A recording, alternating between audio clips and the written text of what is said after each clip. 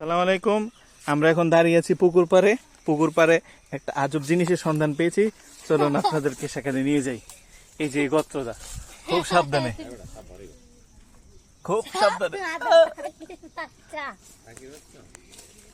আমরা ভিতরে দেখার চেষ্টা করছি।